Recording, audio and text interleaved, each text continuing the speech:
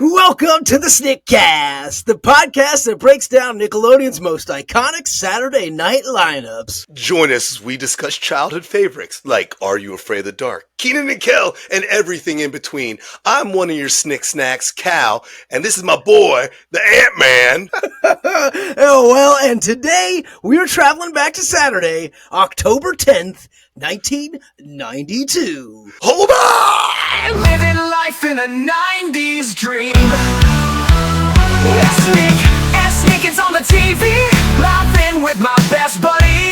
Yes, Snick, so right. Nickelodeon all night. Oh, man.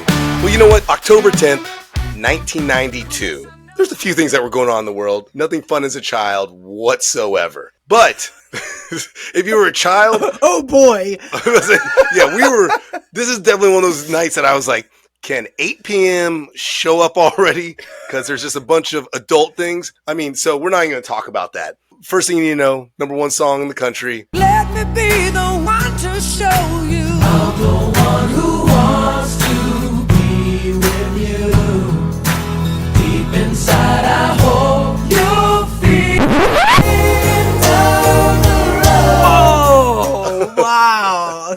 Bro, I gotta be honest with you. I did not see that coming.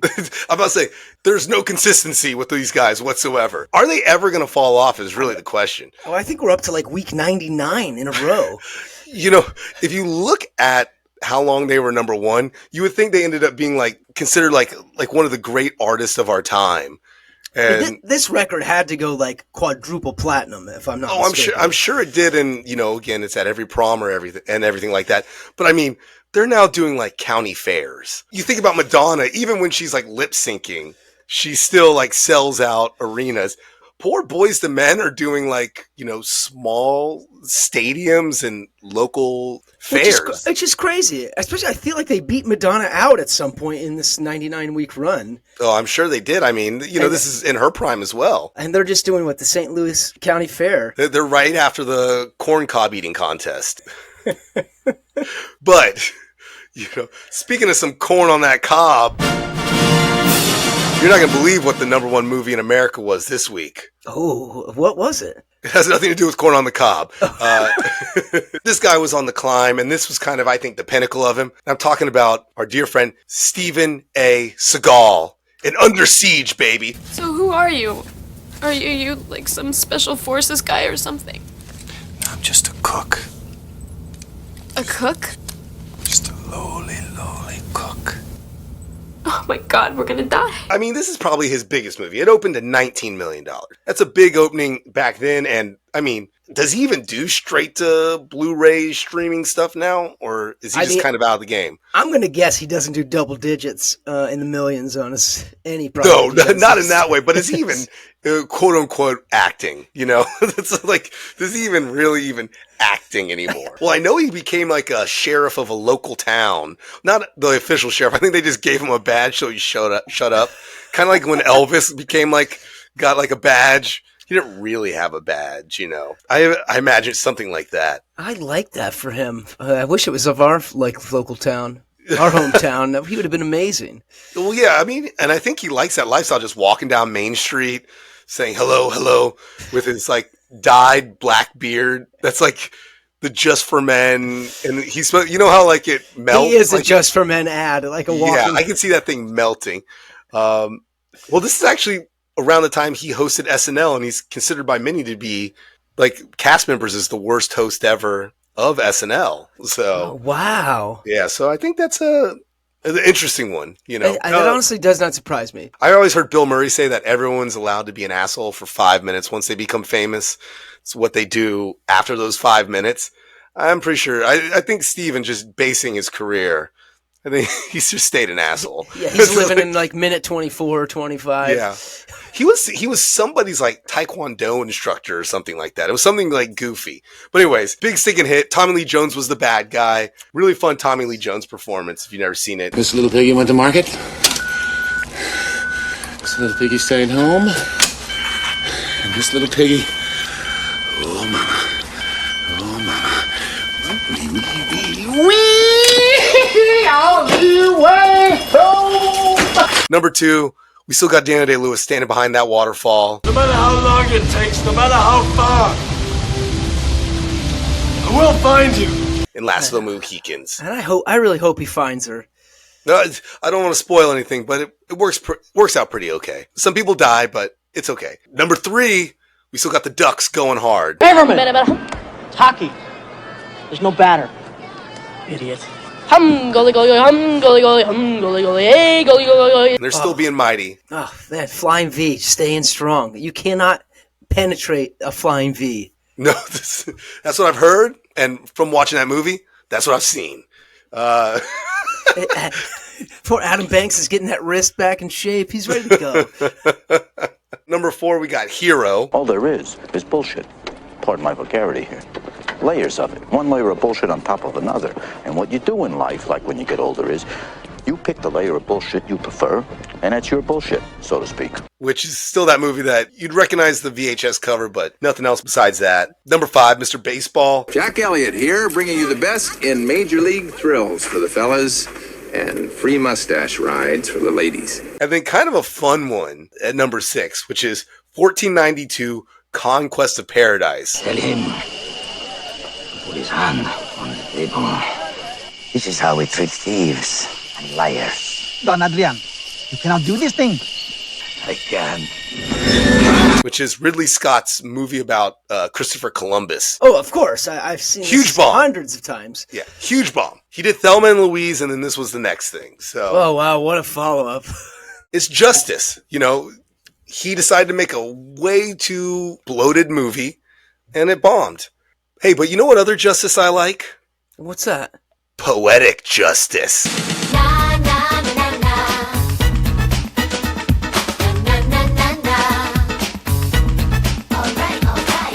This Clarissa episode, I was just admiring all like the bumpers on the show. Just every time. Yeah, man. Just her work on those bumpers, just like, you know, explains it all, falls to her feet, and she like gives like a awesome, and then walks off, and then the Clarissa drops right after it. I was just admiring them a lot. I sometimes will skip through the intros there. I didn't because we've had a week off, and I gotta admit I was kind of missing it. Yeah, exactly. You know, for all the people out there who don't know, we don't record these, you know, necessarily every single week. So like sometimes we go a little long, and man, But even last episode was a rerun. Like we got fresh stuff this week. I know we got, and this is about it. Yeah, and this is real fresh stuff too. So let me give a little synopsis for it. So this episode, if you couldn't tell by my awesome segue, it's poetic justice. And the synopsis for this one is Clarissa turns to her computer to help her finish an assignment for which she must write a poem. Not only does the computer write a strange but well-loved poem, but also Clarissa is chosen to represent her school at a banquet for young poets.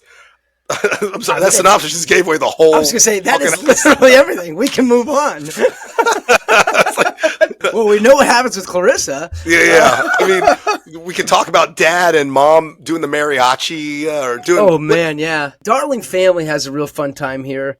Only thing I would note out here is the teacher's name that assigns this poem writing assignment is Miss Winchpenny. I think that sounds like a butler in a movie about butlers and shit. Yeah. Man, I'm on today, baby. I'm on. Baby, I love it. Miss Winchpenny. She assigns her class to write a poem, and essentially she's encouraged to write stuff outside of her window. And so she looks outside her window and she's just going, tree, me, see. And she's doing this basic rhyming thing and is flustered about it. We get downstairs early on, and old daddy darling, old Marsh, our bad boy Marsh, enters doing the cha-cha-cha. Now, how can you describe the sweater that he's wearing? I literally wrote down, is he wearing a holiday vest? Yes!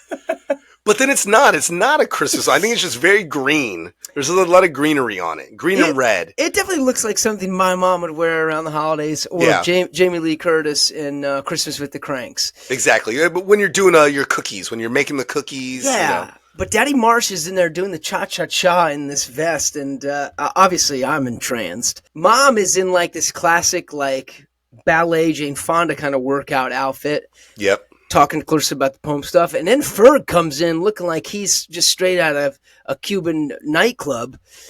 He's got a deep cut in his like baggy, wild colored shirt. He's got gold chains, and he's ready to get his dance on too. The lambada is what he was ready for, which I'm not familiar with this dance term. I was going to say, how much dancing did you do as a kid? Did you ever go to a dance class before it was required? No way, man.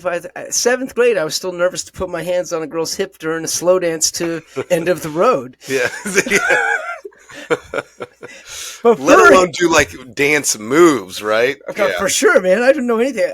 At minimum, I'm bopping while I brush my teeth, and I'm sure I looked like a superstar, at least in my head. You felt like one. You felt like one. Yeah, I felt like one. But Ferg has got some swag to him. He lets Clarissa know. He kind of explains himself that he is in this dancing to swindle some old ladies. Which this might be one of his best schemes that we've witnessed so far. To me, like, I mean, yeah, this is a fun sort of one. This is almost like a Billy Wilder movie, like con man scam that they'd have going on. So I really liked it. Very old school, fun sort of thing. More than reading the poem thing, I'd much rather have just watched Ferg, scam these ladies, and kind of like in a Wolf of Wall Street fashion, just it all starts falling apart on him. He's eating too many sweets. He's getting a sugar rush too much. He's taking too many Quaaludes, and it's just too many Quaaludes. Yeah. After this, Clarissa's back in her room, and she's deciding that she wants to get quote unquote artsy. So she sits by her windowsill in this little tea. She's got all her black on, like she's the classic drama club trope. Looking for inspiration out the window. Throws her pen out the window when she gets an idea, and it hits our boy Sam on his way in. Sometimes I'm always like, does Sam just never look up before he starts climbing? I mean, based off of what we learned last week, probably not, because he's only like 3 feet from the entrance. That's called TV magic. Did you ever get an assignment like this to write a poem? We did haikus and stuff like that. I think I was such a little bullshit artist. I think I kind of would just bullshit a poem. It was that sort of thing. Like, I think if I ever had to, I don't remember it. How about you? No, I don't recall having an assignment like this. I'm sure it would have been more Dr. Seussy in its nature. I'll say mine was rhyme specific. Like, we had to rhyme things. I didn't get as brave as Sam, though. Sam writes a limerick, and he says that he knows he's going to do bad because Miss Winchpenny hates limericks. But he had a pretty decent little limerick. That would have been an A in my class. Yeah, that was an A in my whatever a plus check. Yeah, he would have carried on to the next assignment or the next grade off of that. So she has this idea before blinding Sam with the pen throw out the window that, oh my God, I'm going to go to my computer and I'm going to type in all these words and the computer can generate it to me. And I don't know about you guys, but that was like, what are we talking, 40 years ago? That's crazy. That is Chat GPT. But also, dude, she has used the computer for multiple things that I did not know, and I don't think still were capable on a regular PC. Remember she made that video of Ferguson? Like, it's a full-on video game with Ferguson. Yeah, a video game with Ferguson. The capabilities this girl had. She was using ChatGPT and AI before it became a big thing 30, 40 years ago. It's kind of Clarissa impressive. did not need to write a poem. She needs to be at MIT, explaining it all to those nerds. She's kind of like Doogie Howser, but for like computers. So she has this retro ChatGPT crank out this poem for her. It prints on this ancient printer that has like the printing paper with the holes in the side of the paper. Yeah, always makes that weird noise. Exactly like that. And it turns out that the early ancient day ChatGPT really kind of sucks. She hates the poem, and it's just a bunch of words jumbled together. We get downstairs in the kitchen, and our boy Marsh is practicing his cha-cha-cha. Clarissa's kind of out of place now, where she's kind of feeling bad that she didn't fully do her assignment. I noted here that her earring game was on point. Oh, really? See? The earring game in this episode, she had these early, with Sam, she had these octopus, like black silhouetted earrings. In the kitchen, she has these airplane earrings. I don't know what it was. It did it for me. Costume designer was on it that week.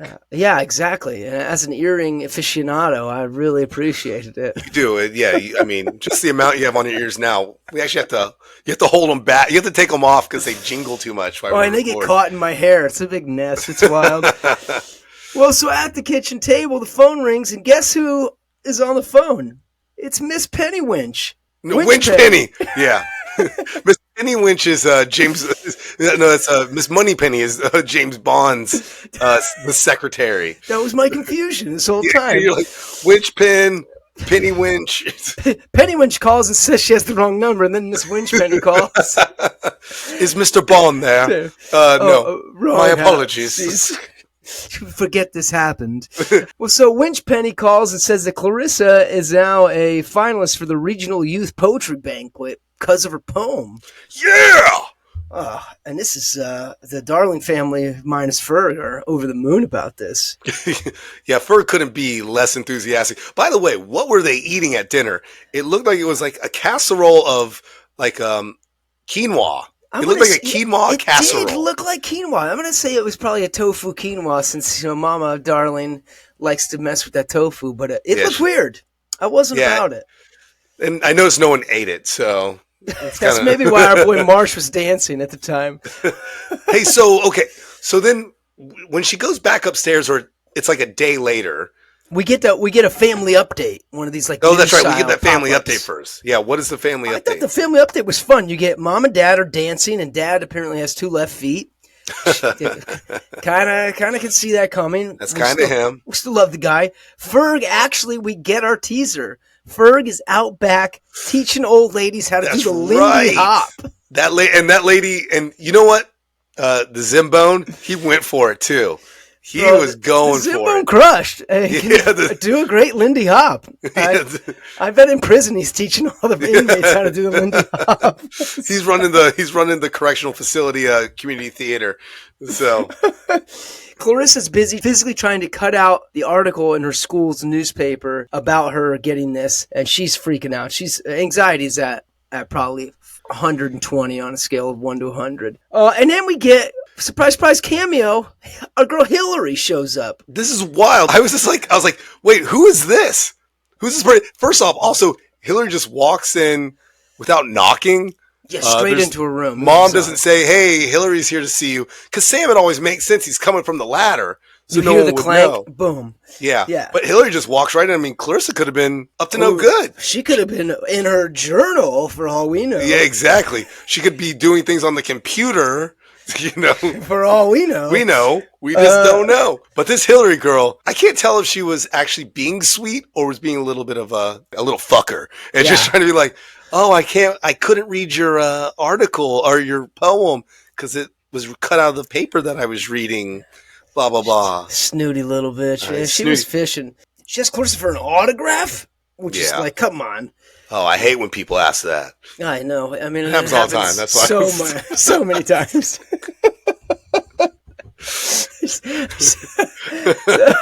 We couldn't find out from here that Hillary actually was the runner-up in the nomination, and now we get, okay, that's why she's here. Was Hillary also the lead of the musical that then Clarissa had to take over for? Ooh, that's a good question. A few episodes ago, I'm sure all of you are yelling at us right now. You heard it.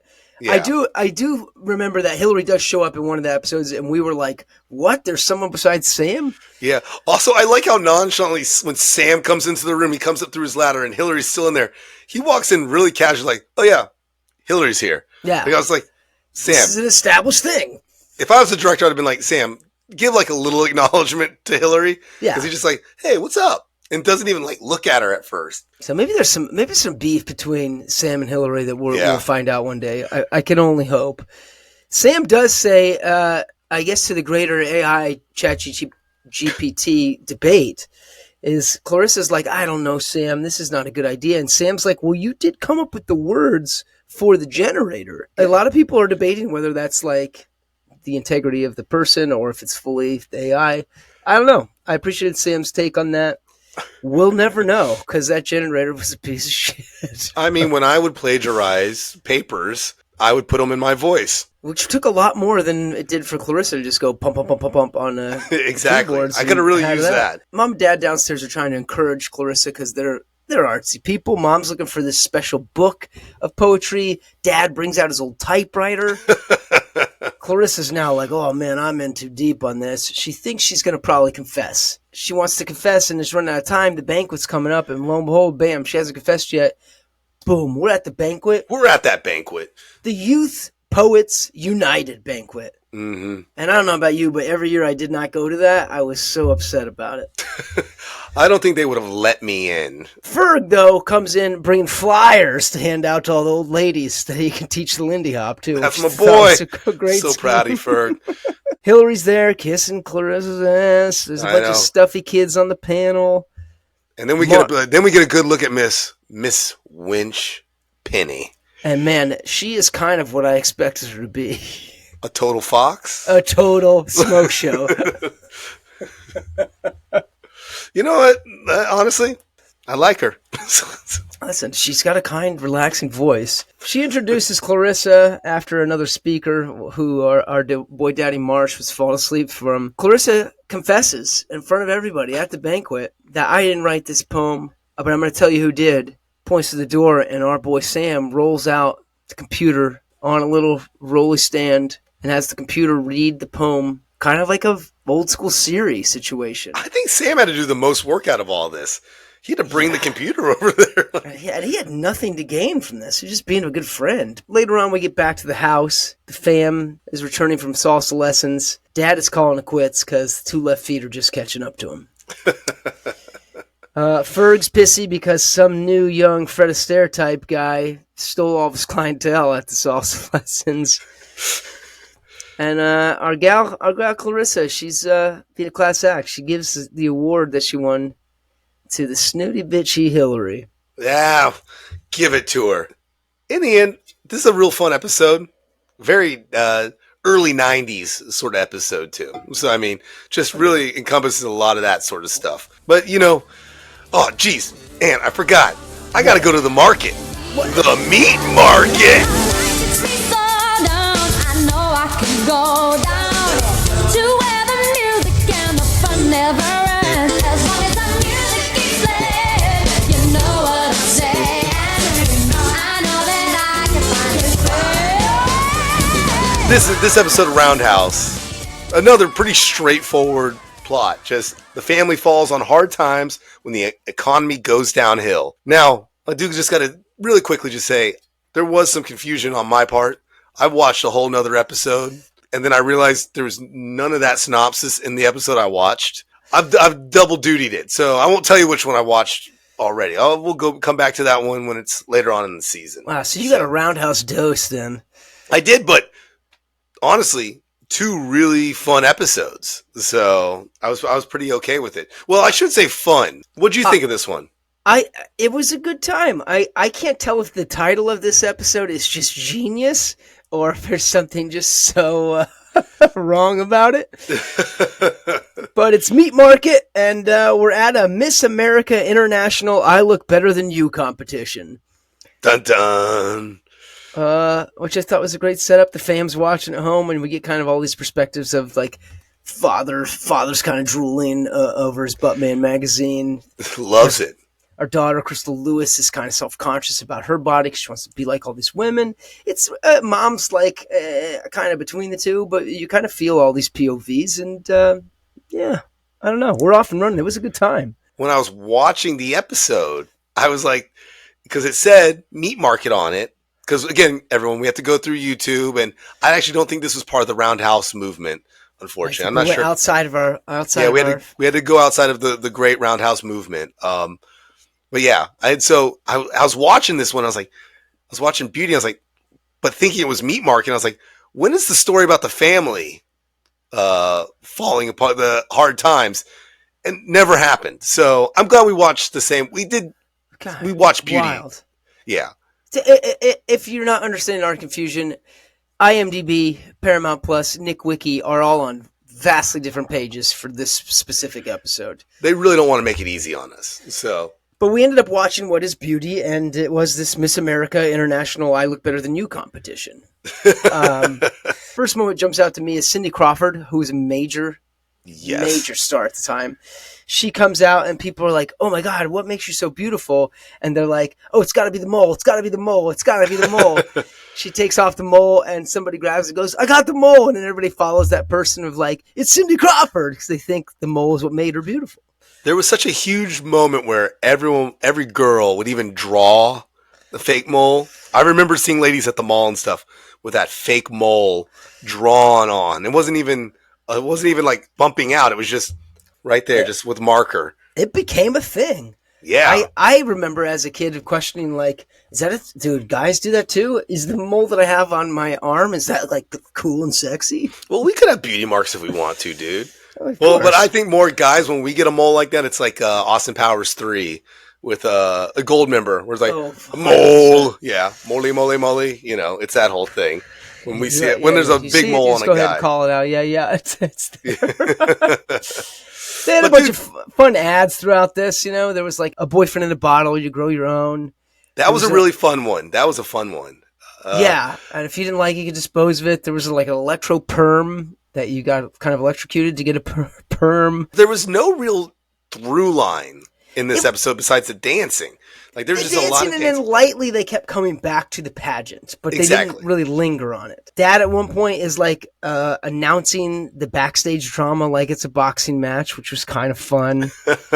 I don't know. It's a really stupid one that made me laugh was they had this, there was a musical guest on this said pageant that was the newest rock sensation of the 90s. It was Eddie Van Halen and Roy Clark were combined and had the mutated genes of Eddie Van Halen and Roy Clark, the first and only heavy metal bluegrass banjo playing folk singing headbanger. And it was John Banjovi. That was good. The next thing that came back again was the like, Julia Roberts is the hottest actor of the time. What makes her so special? And then they're all like, "Oh, it's got to be the lips. It's got to be the lips. It's got to be the lips." And somebody takes off the lips and runs. It's like, it's Julia Roberts. Now, lips, I did not ever think about her lips. That's never been the thing I overtly think about. So it's interesting. I guess in Pretty Woman, smile. She wears. I mean, yeah. And to be fair, the movie Smile, at first glance at poster, I was like, "Oh, Julia Roberts is doing a horror film." Oh, finally. Yeah, about time. And it didn't happen. The last of the three, like, they finally bring Dolly Parton out, and they got these giant balloons to insinuate her proportioned body and physique. What could you be talking about? And I'm obviously talking about her boobies. What? And then the guy that comes out is like, "Dolly, what makes you so?" And he's like, "I'm not going to touch this one." And he leaves. I thought that was a nice little. That was a good one. Yeah, I don't know what jumped out of you. I'm about to say, to me, now it's funny because once you started talking about the episode, I clearly am now blending beauty and meat market together. So, but what I remember the most about this version was I was like, gosh, it was nice. It was just like a lot of streamlined dancing. They really, you could tell, wanted to do a lot of dance in this episode. And all of them had like a bunch of, I noted there was a bunch of head bobbing to the dances, specifically head bobbing. A little bit more aggressive than normal with it, but it was awesome. I was like, it was not as like if the beauty narrative. and meat market seemed to really butt up against each other in a sexual way. Yeah. Beauty and meat. Bring them together. What do you got? Oh, baby. Dad was accused of leering when they said they were backstage, and Dad's just like kind of drooling at the screen, and Mom's like, "Come on now. Come on, buddy." Miss Hawaii is one of the contestants, and her platform, she wants to work with crippled blind dolphins, which I thought was kind of fun. The dudes have a song at the end about the ladies, and it's kind of like rock punk grungy type thing, from kind of a douchey's perspective, and the women are kind of chiming in of what like their angle of being smart and genius and scholars and whatnot. I'm gonna tell you, I have nothing to do with the episode, but I did a little Instagram deep dive on all these guys today, just because while I was watching and then getting confused. I gotta say, Dad, I now know his full name, Mr. John Kane. Okay. I really appreciate him. And then our guy who was in the politics episode, the one who I'd say the more beefy guy out of everyone, he's he sells houses. He's like, and he has a podcast about selling houses. Wow. So I know. So I'd love. Can we cross contaminate each other? Listen, yeah, you got any deals? Where was this real estate being sold at? No, but I'm not sure where he's at. I don't know if he wants us to know. And then our girl Mickey Duran, she's now like a full-on big yoga instructor. So okay, it kind of checks out actually. So more power, ladies. She was very flexible at the time, so she always stands out as the dancer to me. So, anyways, clearly I was not paying enough attention to the episode. I can see how the side tangents can take you there. I did note that we get more Dad out of the chair this episode. They're taking him out of the chair more and more. Yeah. Well, don't worry. He comes for the real meat market. We get some Daddy's big time in the chair. Okay. I would hope so. We call him Big Daddy in the chair for this one. But yeah, anything else stick out to you? No, just we get to the end finally, and they announce that the runner-up is misinformed, and that the winner is Miss Demeanor. And Miss Demeanor decides she can't take the crown because she's entered to prove a point, and that point is that it doesn't matter what you look like on the outside. The only thing that matters is who you are on the inside. The general lesson, I think, on the whole thing. And then our guy, Ed McMayo, and Don Pardo impersonator, leans in and goes, "Did I mention the $1,000 grand prize?" And she's like, "Give me that." And she takes the crown back. And then once she has the crown on, he's like, now what do you have to say? And she says, "Reprise the theme song, roll the credits." Keep watching. There's more Snick coming up next. This episode of the Snickcast is brought to you by Skip It from Tiger Toys. Hey now kids, it's a brand new beat, a great new toy you can wear on your feet. It's Skip It, do run, do jump, do hop, hop. Skip it, a skipping and a jumping and a bop, bop. But the very best thing of all, there's a counter on this ball. Maybe you can beat your very best score. Maybe you can jump a whole lot more. Skip it, bet you're gonna love it. Skip It from Tiger Toys. Now back to Snickcast. You know what? What's that? I think it's time for us to go see our favorite dog and cat, and maybe, just maybe, buy some rubber nipples from them.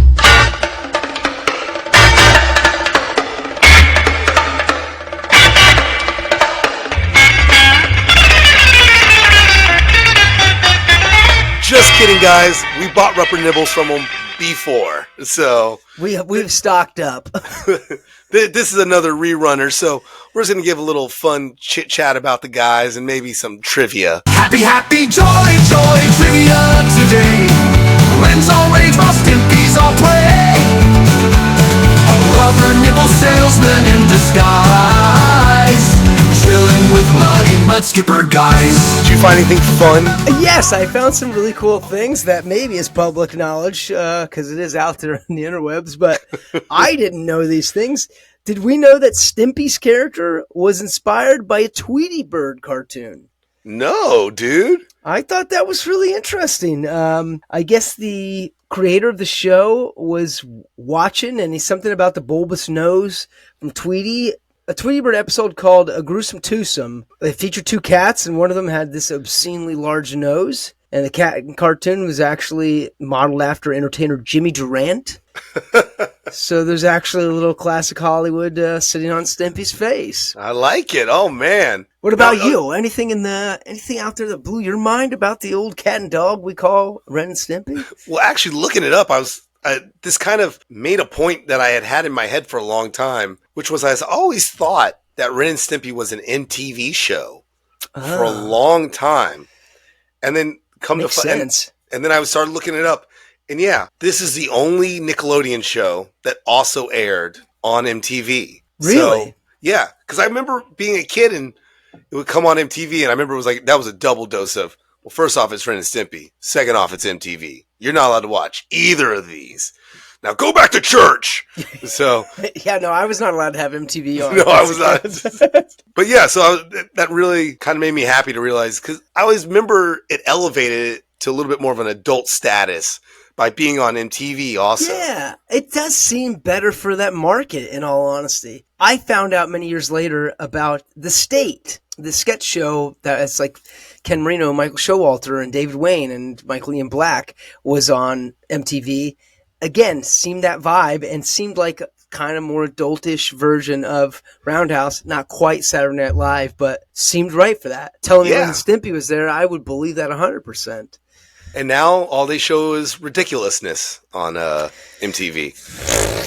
That's it. That's all they show. They don't even show music videos. This is my old man sort of thing. Like, you can't even between midnight and 8 a.m. show a music video. Because that's the only time they did for some time. I know, it's so weird. You know, I'm not saying bring back Total Request Live. I'm just saying. I mean, but maybe bring back Total Request Live. I mean, really, what's Carson Daly's not having fun at the Today Show? You know, I actually got. Man, we want to talk about some side tangents. It makes me so sad to see Carson Daly wearing a suit. Oh, man. Making like cookies with bakers and stuff like that on a morning show. Go to Codby in the morning. Yeah, I'm like Carson. What is this, man? You even had that bad late show yeah, for a long time. But I always loved staying up and watching that because it had some funny things, and like he would never film it in front of a live studio audience. Like it was always like at a bar. I'm remembering a Vince Vaughn episode is why I'm saying that. So. I was in New York one of the years it was there, and they were people on the streets giving out tickets to like come be in the audience for this. I bet, man. In like a way of like we really need audience members for this in like 20 minutes. Will you come in now? I think I think they were only like 30-minute episodes. By the end, they were doing it down to 30 minutes, and then they were like, you know what we need to do? Let's get this guy out of 1 a.m. and let's put this guy in. Right 7 a.m. 7 a.m. And let's cover put him all of his Al tattoos. Roker and let's go do it. Yeah, let's cover all those tats. We'll just rebrand the guy altogether. Do you have anything else to say about Ren Stimpy? I found another interesting little tidbit. Did we know that John, I'm going to butcher it, Crick-Falusi? I think he's one of the creators here. Yeah. Crick-Falusi. We're going to just call him that. JK. As his initials are. Old JK got the idea for Ren after seeing a chihuahua in a sweater. Did you know this? Aww. I guess mine are about the character inceptions, but there was a photograph of a chihuahua in a sweater, and it was a very funny picture, he said, and because it was a psychotic-looking like monster in a cute sweater, something about that, it seemed like, wow, it seems like an unlikely animal, and that's how Ren came to be. That's it, man.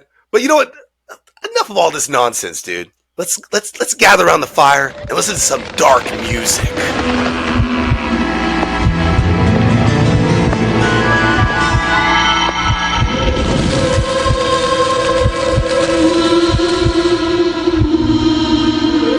This is a fun. Now I gotta say, this is a fun episode of Are You Afraid of the Dark? I was very excited to chat with you about this. This is an awesome one. So the name of the episode is "The Tale of the Dark Music," and to give you a little synopsis.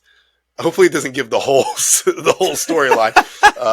Oh no, it doesn't. Thank goodness. Andy Carr moves in the new neighborhood where things don't start out well until he figures out that there's something hidden inside his basement.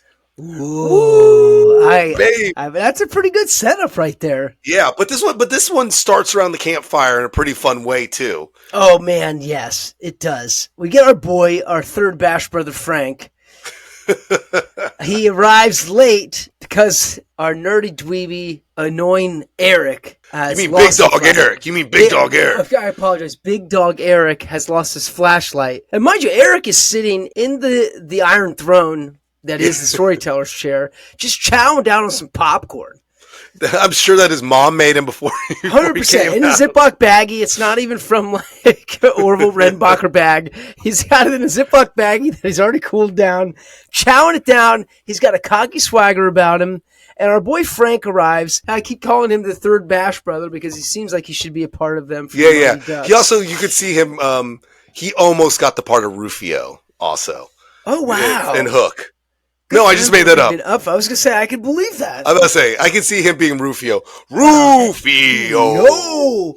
He just did it a different way. I could see him screen testing and just getting beat out. And maybe he was up for one of the Bash brothers, but Anyway, he's got a bandana on. He's got that vibe. He comes in angry because he's what they allude to being afraid of the dark. Yeah, I love this. The title of the conversation show. at the beginning of the episode is about who in the group is afraid of the dark. And we're what was this, 9 episodes in before we actually have the title addressed? I love it, though. It was great. And lo and behold, our nerdiest guy and our toughest guy butted up against each other because Eric forgot the flashlight, took the flashlight. Eric had his flashlight because it was his dad's.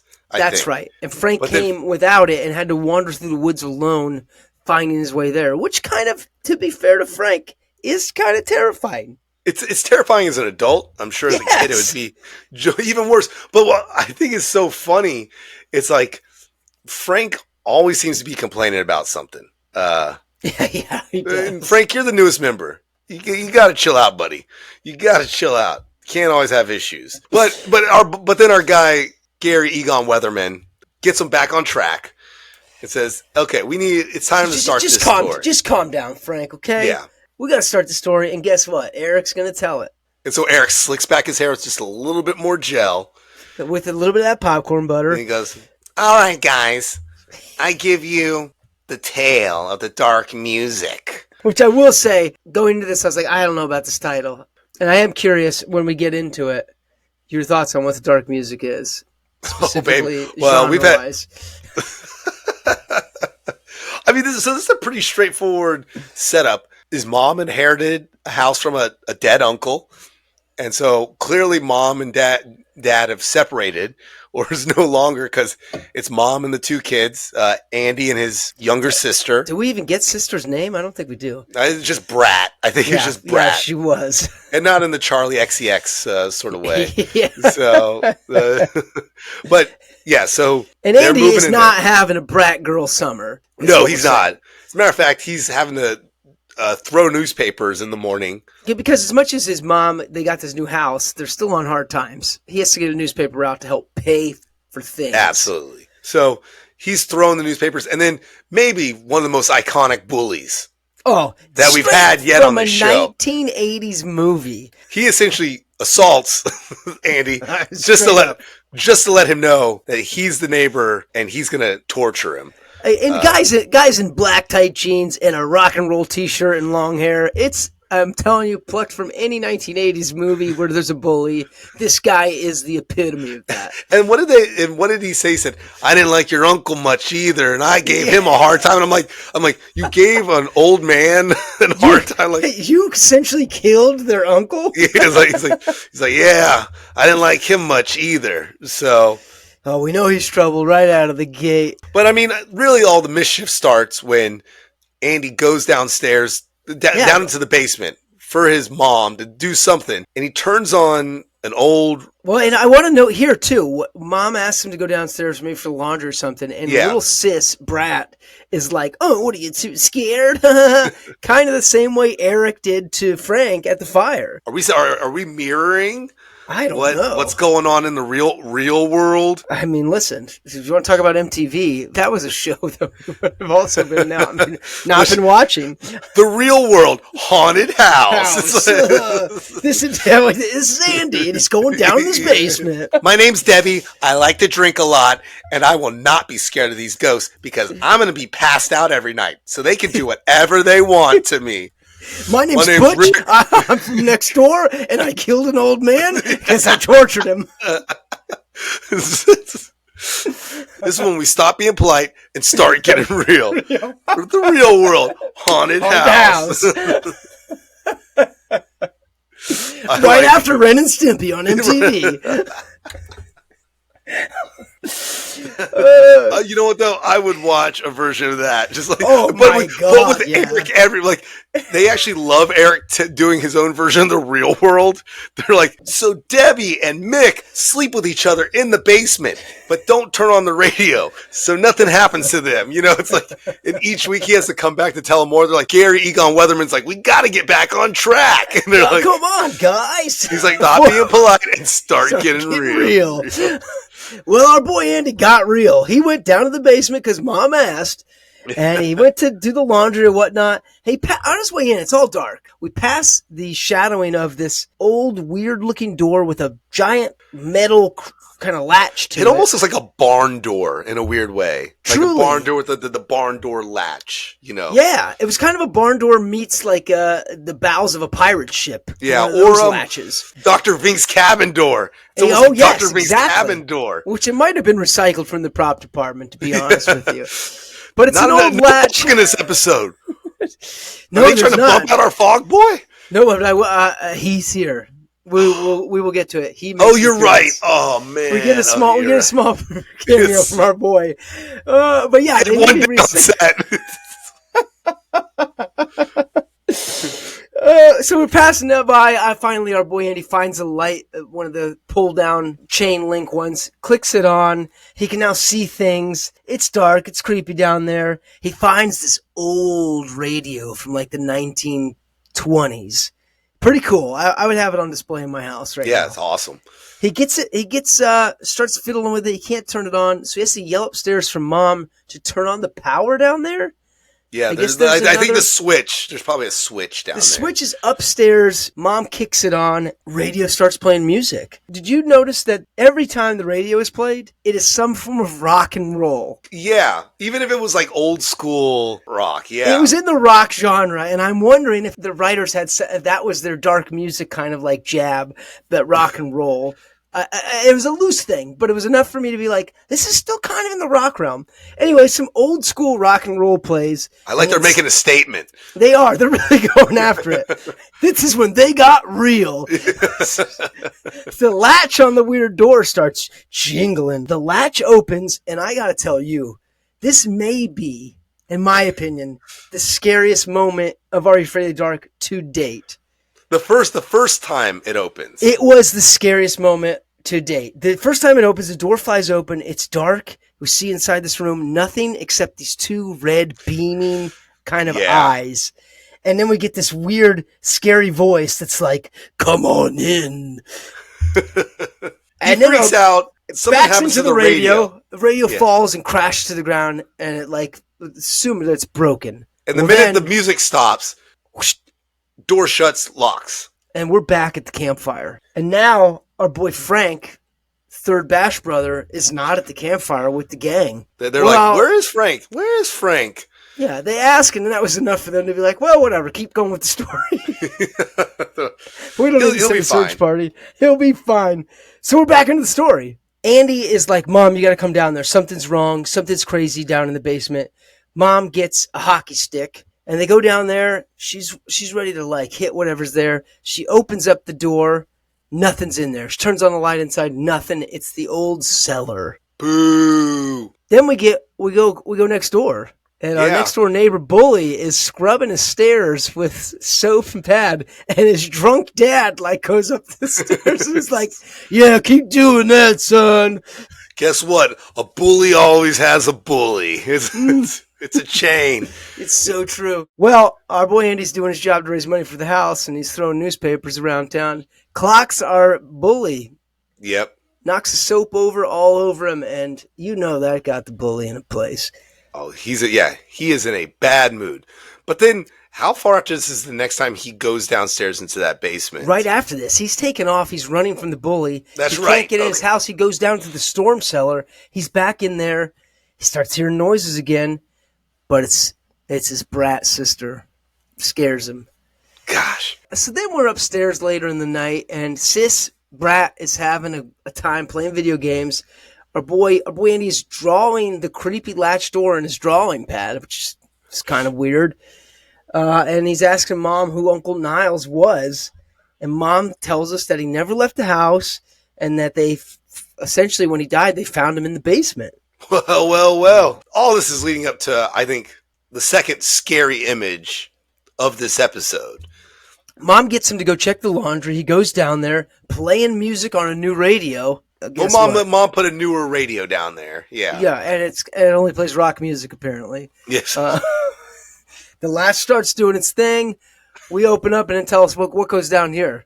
It's a 10-foot tall, almost looking porcelain baby doll, I guess is how I would describe it. Fully walking at him. Yeah, walking up. I mean, it's clearly an adult in this costume. So you guys, it's a porcelain baby doll that's about 6 feet tall, walking at him. And he's kind of now getting into like this weird, he's getting like hypnotized by it. And it's like saying, "Come to us, Andy," you know, very creepily, and is walking out of there. And as he starts, he almost is about to go touch, in there, touch the baby doll. And then what happens? Somehow the thing gets disconnected. The music gets disconnected. Just evaporates back into the... Yeah, then immediately falls back and... And Andy doesn't even know what happens because he was like hypnotized. The next day, I thought this was weird. Mom really must have a lot of laundry, but she asks Andy to go throw the tarps in the wash. Well, from moving. It's a moving thing. They had tarps. They're doing a lot of move. Okay, fair enough. But I was like, who's washing tarps in a washer like that? She's like, well, I'm a murderer, so I need you to wash my tarps weekly. Me and the bully next door actually took out your uncle, so I know what I'm doing. Well, he's washing the tarps to some soft rock again. But then the radio dial starts getting crazy, and there's kind of this clowny music starts to take over the rock.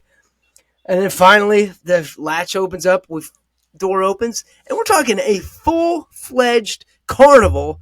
Not the one that the Boys to Men are performing at, but a scary carnival where there's a ringmaster kind of like, "Come on in here, we'll take care of you." And he's got a popcorn stand. There's a Ferris wheel going behind him. The whole kit and caboodle is happening in this little cellar. And then our boy Andy has a light bulb. Oh my gosh. It's music. Yeah. Wow, Andy. What grade are you in, dude? The guy's going to be a detective one day. The next we get, he's biking to go tell his mom, but he's intercepted by the bully out on the street, who full on does rip the bike out of his hand and just assaults our guy. I also he rips the bike, he assaults him, and then he full on, there's just all of a sudden a semi truck just driving down their neighborhood, and he just throws it in front of the semi that runs it over. And you're like, man, and then we see and he doesn't leave the bike. He takes the bike, and it looks like it's been compacted by one of those trash compactors. Yeah, because it got all smashed up when it was. But it was like put into like almost like a bricked cube. Yeah, exactly. His bicycle, and he's sitting out there, and he's kind of sulking of like, "Oh man, I don't know." And then he gets a light bulb. He gets a little idea. And the transition was cut to a light bulb when he has this idea, which I thought was a fun transition. Yeah. I don't know if it was appropriate for this genre of storytelling, but it was a good transition. He has a light bulb idea. We flash to a light bulb. He's now in the cellar.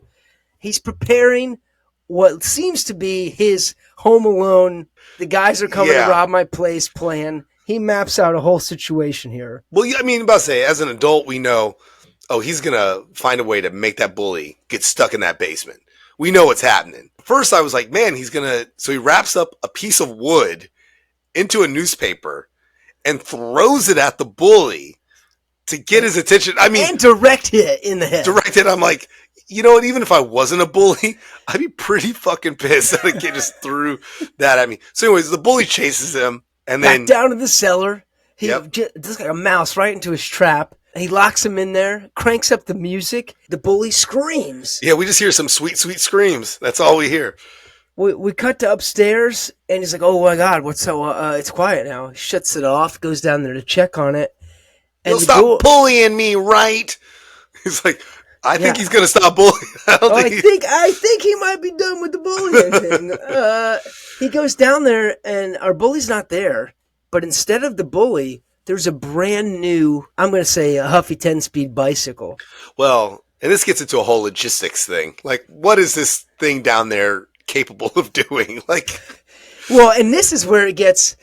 Well, by the way, I want to jet back to where before this, we did get our fall guy did get a little action when the door started flailing and winding up. We got some fog creeping out of there. Oh yeah, before our bully went down. He got to do a little work. Again, this half was day on the set. This is a lighter week for him, but he got some work. But anyway, so we find out that the bully was turned into this the door opens and essentially talks to him, and this is essentially like a Little Shop of Horrors situation. Yeah. The guy's you feed me and I'll take care of you. He didn't sound that cool. He sounded much still scarier, but yeah, it was terrifying. Yeah. And then he's like, "Oh wow, okay." And then he gets another light bulb idea when his sister's like, "Hey, Andy, can you come up here and take care of such and such?" And he has this look at the camera like, "Should I?"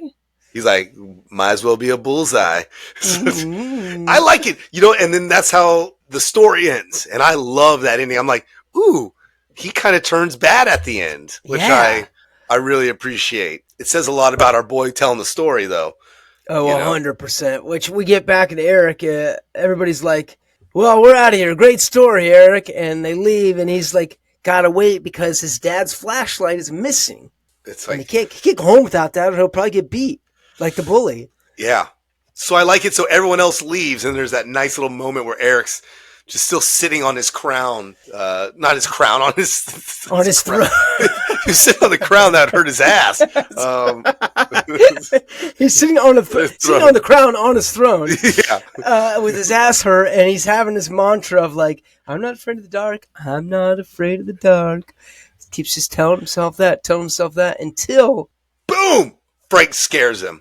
Oh, we get a hand to the side. Yeah. Eric freaks and takes off. And then Frank gets his sweet, sweet revenge. What does Frank say at the very end? He says, "Paybacks are sweet," right to camera. And we get I loved it. That was a great ending to it. Man, that was a fun episode. And really, again, I could imagine younger us that genuinely being scary. So, I legit, I stand by it. The first red eye thing was the scariest moment to date. I was like, "Oh, wow, this episode got real." Oh, dude. I think it's time for us to have some listener questions.